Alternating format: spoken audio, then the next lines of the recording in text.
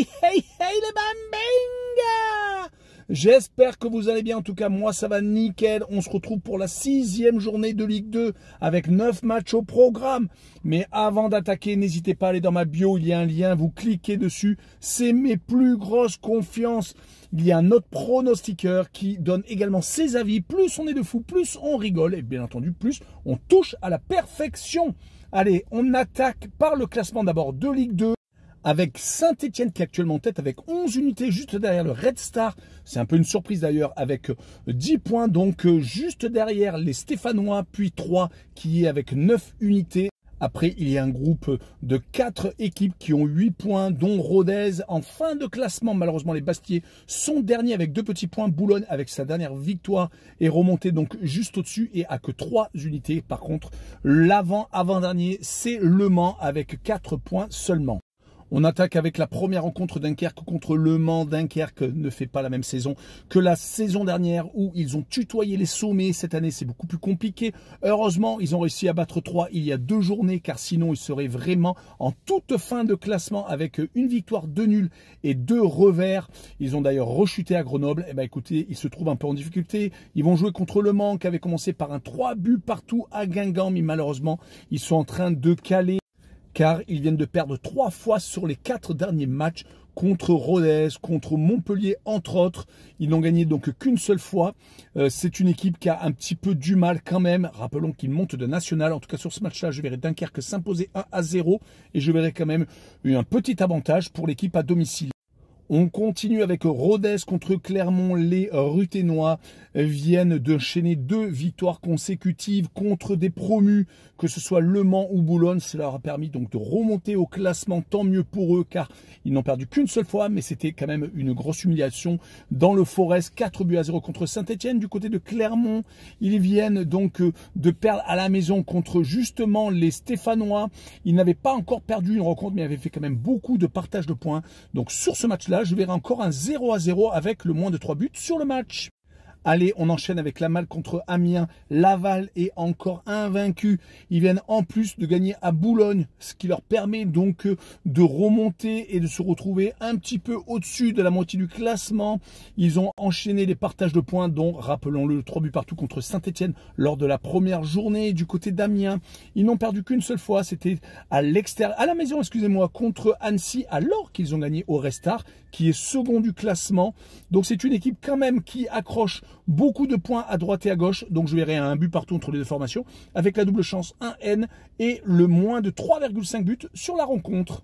Allez, on continue avec Boulogne contre Pau. Les Boulonnais viennent enfin de gagner un match. C'était contre Bastia, en match en retard, car rappelons-le, la première journée n'avait pas été disputée car Boulogne était encore en national. Ils ont été repêchés après la disqualification d'Ajaccio. Ils ont donc rattrapé ce match et ont enfin pris 3 points. Tant mieux pour eux du côté de Pau. Malheureusement, une défaite lors de la dernière réception contre le Red Star. Mais ils ont joué contre une équipe qui était ultra en forme. Et en plus, ils ont pris un 3-0. Avaient pris un rouge assez rapidement, ce qui a sans doute fait basculer la rencontre.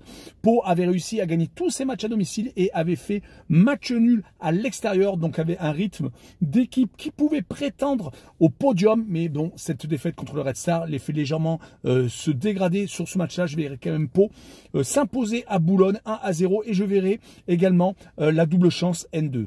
Allez, on continue avec Nancy contre le Red Star. Très belle affiche car Nancy est en train de réaliser un départ canon. Ils ont certes perdu lors de la dernière journée à l'extérieur à 3 assez largement d'ailleurs, mais quand même, ils avaient quand même réussi par exemple à gagner à Dunkerque, ce qui n'est quand même pas évident, et à faire un 0-0 d'entrée de jeu à Rodez. C'est une formation qui est joueuse, qui va jouer contre le Red Star, qui reste sur 3 clean sheets consécutifs, 2 grosses victoires, dont la dernière à Pau, même si, bien entendu, ils ont profité du rouge des Palois. Mais bon, en tout cas, je vois sur ce match-là le Red Star s'imposer à l'expérience, car le Red Star est remonté il y a 2 saisons, alors que Nancy, ça vient juste de se faire. Et je verrai la double chance N2. On enchaîne avec une très belle affiche, Grenoble contre Annecy, le derby avec des Grenoblois qui viennent enfin de gagner une rencontre. C'était Dunkerque le week-end dernier, après avoir perdu ces 2 matchs à l'extérieur contre Clermont et contre Troyes, ce qui n'est quand même pas évident car c'est des équipes qui vont jouer sans doute les premiers rôles. Ils ont enfin donc pris 3 points, ils vont jouer contre des Ancéens qui ont gagné qu'une seule fois, mais qui sont une équipe très compliquée à jouer, qui vient de faire match nul par exemple contre Reims, prenant un but dans les arrêts de jeu. Malheureusement pour eux, en tout cas sur ce match-là, je verrai Grenoble s'imposer 1-0 et je verrai le moins de 2,5 buts sur la rencontre.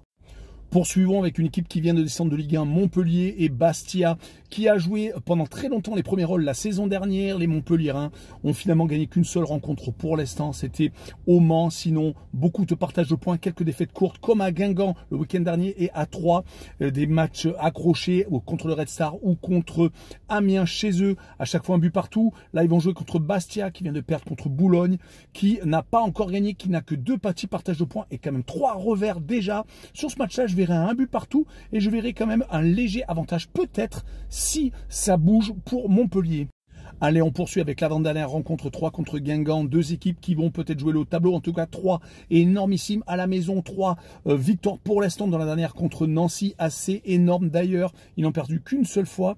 Mais avec 3 victoires, 1 nul et 1 défaite, ils peuvent très bien continuer sur le même rythme, surtout à la maison. Du côté de Guingamp, 2 victoires consécutives, dont une contre Montpellier, qui leur permet donc de remonter au classement, car ils avaient commencé par exemple par un 3 buts partout contre le Mans, perdant carrément 2-0 assez rapidement dans la rencontre. Mais sur ce match-là, je laisserai un petit avantage pour 3 et qui gagnera pour moi 2-1 avec le 1N et le moins de 3,5 buts sur le match.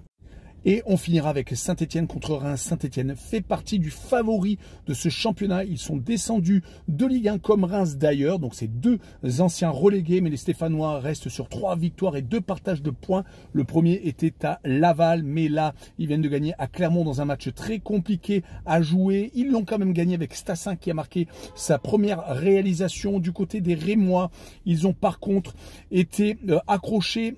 C'était à Annecy, même s'ils ont pris un petit point qui va être très important pour la fin de saison. Excusez-moi pour les klaxons, il y a des voitures qui sont énervées. En tout cas, ils ont gagné 2 fois, c'était 2 fois la maison, assez courtement d'ailleurs, et ils n'ont perdu qu'une seule fois, c'était à Pau. Sur ce match-là, je verrai quand même les Stéphanois s'imposer 2-1 avec la double chance 1N et le plus de 1,5 buts sur le match. Voilà, tchou les bambing!